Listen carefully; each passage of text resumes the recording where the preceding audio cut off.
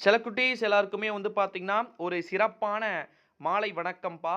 வீடியோக்குள்ள போறதுக்கு முன்னாடி 12th ஸ்டாண்டர்ட் கெமிஸ்ட்ரிக்கான மோஸ்ட் இம்பார்ட்டன்ட் கொஸ்டின்ஸும், குறிப்பா வந்து பார்த்தீங்கன்னா, 12ஆம் வகுப்புல 70க்கு 70 மார்க் எப்படி எடுக்கிறது அப்படின்னும், 11ஆம் தேதி நமக்கு எக்ஸாம் இருக்கு. அதாவது குறிப்பா மார்ச் 11 நமக்கு கெமிஸ்ட்ரி எக்ஸாம் வந்து இருக்கு. இதுல ஒரிஜினல் கொஸ்டின் பேப்பர் சென்டம் எடுப்பது எப்படி? என்னென்ன விதமான கொஸ்டின்ஸ்லாம் நம்ம வந்து படிக்கணும் அப்படின்னு சொல்லிட்டு, நான் ஏற்கனவே தமிழ் மீடியத்துக்கு தனியாவும், இங்கிலீஷ் மீடியத்துக்கு தனியாவும் நேத்தே நான் வந்து டெலிகிராம்ல அப்டேட் பண்ணிட்டேன். டெலகிராம் குரூப் கீழ டிஸ்கிரிப்ஷன்ல இருக்கு. மறக்காம வந்துருங்க. இப்போ ஃபர்ஸ்ட் பாருங்க. 15 மார்க். அதுக்கு முன்னாடி நான் ஒண்ணே ஒண்ணு சொல்லிர்றேன். கீழ டிஸ்கிரிப்ஷன்ல டெலிகிராம் குரூப் லிங்க் இருக்கு. மறக்காம வந்து ஜாயின் பண்ணீங்கன்னா, நான் கேரண்டி தரேன். 50 மார்க் கண்டிப்பா எடுக்கலாம். ஓகேங்களா? ஏன் 20 மார்க் நான் தரமாட்டேன் அப்டின்னா, கெமிஸ்ட்ரில கண்டிப்பா 20 மார்க் உள்ள இருந்தும் வந்து கேட்பாங்க. புக் பேக் இல்லாம புக் உள்ள இருந்தும் வந்து கேட்கறதுக்கு வாய்ப்பு இருக்கு. இப்ப நீங்க ஸ்க்ரீன்ல பார்த்துட்டு இருக்கிறது எல்லாமே ஏ டூ இசட் வந்து பார்த்தீங்கன்னா, 1 மார்க் செல்லக்குட்டீஸ். ஓகேங்களா? 1 மார்க்க பொறுத்தவரைக்கும் 4 ஆப்ஷன்ஸ் வந்து குடுக்க போறாங்க. அது எதுவோ அத வந்து நம்ம செலக்ட் பண்ணி நம்ம ஆன்சர்ஸ் வந்து எழுத போறோம். இது முடிஞ்சிருச்சு. 70க்கு எவ்வளோ மார்க் ப்ரோ எடுத்தா பாஸு அப்படின்னு வந்து கேட்டிங்கன்னா, ஜஸ்ட் 15 மதிப்பெண் எடுத்தாலே போதுமானது. நீங்க பாஸு. எப்படி ப்ரோ சொல்றீங்க? 15 மார்க் எடுத்தா பாஸ் அப்படின்னா, இன்டர்னல் மார்க் இருக்குல்ல? இன்டர்னல்ல 30ல நீங்க ஒரு 20 எடுக்க மாட்டீங்களா? 20 எடுத்தீங்கன்னா போதும். இதுல ஒரு 15 எடுத்தீங்கன்னா 35. அப்ப என்ன? பாஸ். அவ்வளோதான். அப்ப 70 மார்க்குக்கு நம்முடைய டார்கெட் 15ஆ இருக்கு. அந்த 15 நம்ம ஃபர்ஸ்ட் இருக்கக்கூடிய 1 மார்க் இருக்கு பார்த்தீங்களா? அது உட்பட நான் நம்முடைய டெலிகிராம் குரூப்ல நான் வந்து குடுத்துருக்கிறேன். ஸோ அதையும் வந்து செக் பண்ணிக்கோங்க. அது குறிப்பா வந்து இப்ப நம்ம எக்ஸ்ப்ளைன் பண்ணணும் அப்படின்னா, ஏன்னா இம்பார்ட்டன்ட் கொஸ்டின்ஸ் உள்ள இருந்தும் கேட்கறாங்க. புக் பேக்ல இருந்தும் வந்து கேட்கறாங்க. இப்போ புக் பேக்ல இருக்கிறது 8 கொஸ்டின்ஸ் டூ 10 கொஸ்டின் தான் வந்து கேட்கறாங்க. மீதி 5 எங்கேருந்து கேட்கறாங்கன்னா, புக் உள்ளேருந்து கேட்கறாங்க. ஸோ அதனால தான் வந்து நான் 50 மார்க் கேரண்டி எடுக்கலாம். மீதி 20 மார்க் நீங்க புக்க நல்லா வந்து ரெஃபர் பண்றத பொறுத்து இருக்கு அப்படின்னு வந்து சொல்லலாம். சரி இப்ப பாருங்க.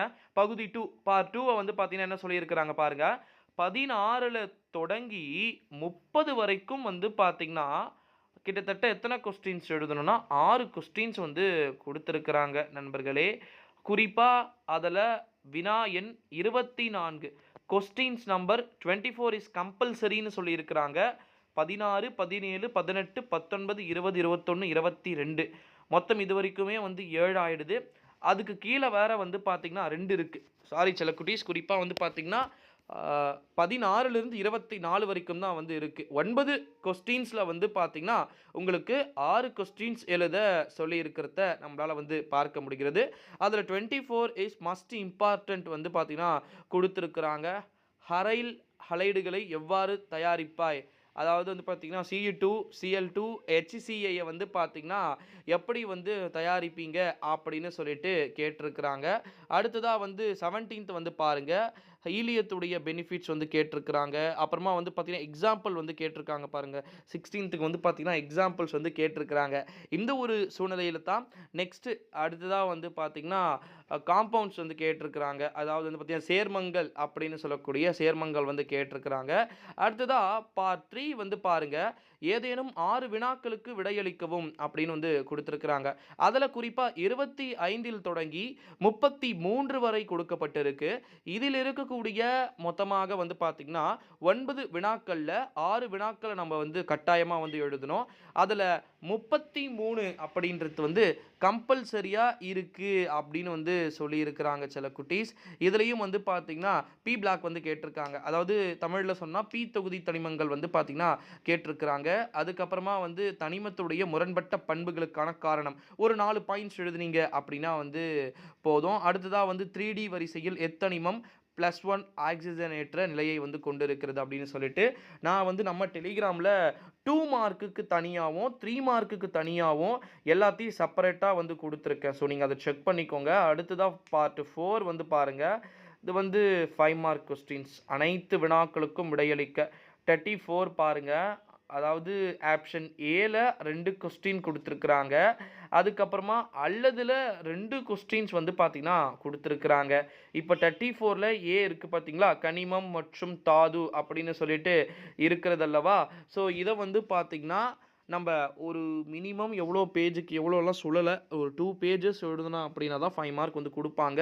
இது 34. இதுல வந்து கம்பல்சரி எதுவுமே வந்து பார்த்தீங்கன்னா கிடையாது. இப்போ 35 கன்ஃபார்ம் வந்து வெர்னர் வந்துருங்க. ஓகேங்களா? அதாவது வெர்னருடைய தியரி இங்கிலீஷ்ல 35ல ஏ பாருங்க. அத வந்து எழுதிருங்க. அடுத்தது பி. 35ல பி இருக்குது பார்த்தீங்களா, ஷார்ட் கீ குறைபாடினை வந்து எழுதுக, எக்ஸ்பிளைன் ஷார்ட் கீ வந்து பார்த்தீங்கன்னா கொடுத்துருக்காங்க பாருங்கள். அதாவது இங்கிலீஷ் மீடியத்துக்கு நான் சொல்லிட்டு இருக்குது. இப்போ அப்படியே 36 வந்தீங்க அப்படின்னா, ஒரு வேதி வினையுடைய வேகத்தை வினைவேக மாற்றி எவ்வாறு பாதிக்கிறது அப்படின்றத எடுத்துக்காட்டுடன் விளக்க சொல்லியிருக்கிறாங்க. ஸோ இதுவுமே உங்களுக்கு தெரியும் அப்படின்னு வந்து நினைக்கிறேன். ஸோ அதையுமே கூட நம்ம வந்து எழுதிக்கலாம்.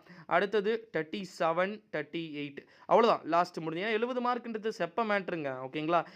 30 முடிச்சிடலாம் ஈஸியாக. இந்த 37ல் வந்து பார்த்தீங்கன்னா ஆப்ஷன் ஏல கொடுத்துட்டு 2 கொஸ்டினும் ஆப்ஷன் பியில் 2 கொஸ்டினும் வந்து கொடுத்துருக்குறாங்க. இதில் நம்ம என்ன வேணால் எழுதிக்கலாம். அப்படியே 38 பாருங்க. 38லையும் இதே தான், ஓகேங்களா. இப்போ ஃபஸ்ட்டு ஹால்டால் குறுக்க வினையின் வினை வழிமுறை இதெல்லாமே நான் டெலிகிராமில் கொடுத்துருக்கேன். பாயிண்ட்ஸ் வந்து கொடுத்துருக்கு. இவ்வளோ பாயிண்ட்ஸ் எழுதுங்க சில குட்டீஸ், அதுவே போதும் அப்படின்னு வந்து சொல்லிட்டு கொடுத்துருக்கு. அது மட்டும் எழுதுனீங்க அப்படின்னாலே போதும். அடுத்தது 38ல் பி பாருங்க. நைட்ரோஃபென்சீனை பின்வரும் சேர்மங்களாக ஒடுக்கும்போது 3 டைட்டில் வந்து கொடுத்துருக்காங்க. அதோடைய பெயர்களை எழுதணும். ஒரு அனிலின் கொடுத்துருக்காங்க. குறிப்பாக அடுத்ததாக வந்து பார்த்தீங்கன்னா ஃபெனைல் ஹைட்ராக்சலமீன் அப்படின்னு வந்து கொடுத்துருக்காங்க. நைட்ரோஃபென்சின் கொடுத்துருக்காங்க. இதெல்லாம் எக்ஸ்பிளைன் பண்ணி அதோடைய காரணிகளுடைய பெயர்களை எழுதுனீங்க அப்படின்னா உங்களுக்கு மார்க் வந்து கொடுக்கறதுக்கு வாய்ப்பு இருக்குது அப்படின்னு வந்து சொல்லியிருக்கிறாங்க சில குட்டீஸ். ஸோ ஒட்டுமொத்தமாகவே ஏகப்பட்ட அப்டேட்ஸ் வந்து நம்ம பார்த்துருக்கோம் அப்படின்னு வந்து நீங்கள் நினைக்கிறீங்கன்னு நினைக்கிறேன். வீடியோஸை குறிப்பாக 2 மார்க்ஸில் வந்து 6 கொஸ்டின்ஸ் எழுதணும்னு சொல்லியிருக்கேன். 16லேருந்து 24 வரைக்கும். அதில் 24 இஸ் மஸ்ட் இம்பார்ட்டன்ட். நல்லா பாருங்கள், 24 இருக்கா காமிக்கிறேன் பாருங்கள். CE2 அது சொல்லியிருக்கேன். அடுத்ததாக வந்து பார்ட் 3ல் வந்து பார்த்தீங்கன்னா 25 to 33ல் 33 கம்பல்சரி. அது முடித்தோடனே நீங்கள் என்ன பண்ணுறீங்க, 5 மார்க்குக்கு ஸ்ட்ரைட்டாக போயிடுறீங்க. 5 மார்க்கு 25 மார்க்கு. அதில் எனக்கு தெரிஞ்சு நீங்கள் ஒரு 15 மார்க் 20 மார்க் எடுக்கலாம் நம்ம டெலகிராம் குரூப்பில் இருக்கிறத படிச்சிங்க அப்படின்னா. அடுத்ததாக வந்து பார்த்தீங்கன்னா 3 மார்க்கில் கண்டிப்பாக 18ல் 15 எடுத்துடலாம் நம்ம டெலிகிராமில் குரூப்பில் படிச்சிங்கன்னா. 2 மார்க் மோஸ்ட்லி 12 மார்க் எடுக்கலாம். அதற்கு பிறகு வந்து பார்த்தீங்கன்னா நம்முடைய 1 மார்க்கில் ஒரு 10 1 மார்க் கண்டிப்பாக எடுக்கிறதுக்கு வாய்ப்பு இருக்குது சில குட்டீஸ். ஸோ இதுவே 12th ஸ்டாண்டர்ட் கெமிஸ்ட்ரிக்கான HSC 12th ஸ்டாண்டர்ட் கெமிஸ்ட்ரிக்கான ஒரு இம்பார்ட்டண்ட்டானது அப்படின்னு வந்து சொல்லலாம். ஸோ ஒட்டுமொத்தமாக நான் சொல்லிட்டேன் அப்படின்னு வந்து நினைக்கிறேன். ஸோ மறக்காமல் நம்முடைய சேனலுக்கு நீங்கள் கட்டாயமாக புதிய பார்வையாளர்களாக இருந்தீர்கள் என்றால் மறக்காமல் நம்முடைய சேனலோட இணைஞ்சிருங்க. ஸோ கீழே டிஸ்கிரிப்ஷன் இருக்குது. மீண்டும் மீண்டும் சொல்லிக்கொள்வது, மறக்காமல் சேனலை வந்து ஜாயின் பண்ணிக்கோங்க சில குட்டீஸ். அது மட்டும் இல்லாமல் இந்த வீடியோவை உங்கள் ஃப்ரெண்ட்ஸ் அண்ட் ஃபேமிலி எல்லாருக்குமே ஷேர் பண்ணிக்கோங்க. Thank you so much. நெக்ஸ்ட் அடுத்த வீடியோவில் 11th ஸ்டாண்டர்ட் கெமிஸ்ட்ரி பற்றி பார்க்கலாம் சில குட்டீஸ். நன்றி, வணக்கம்.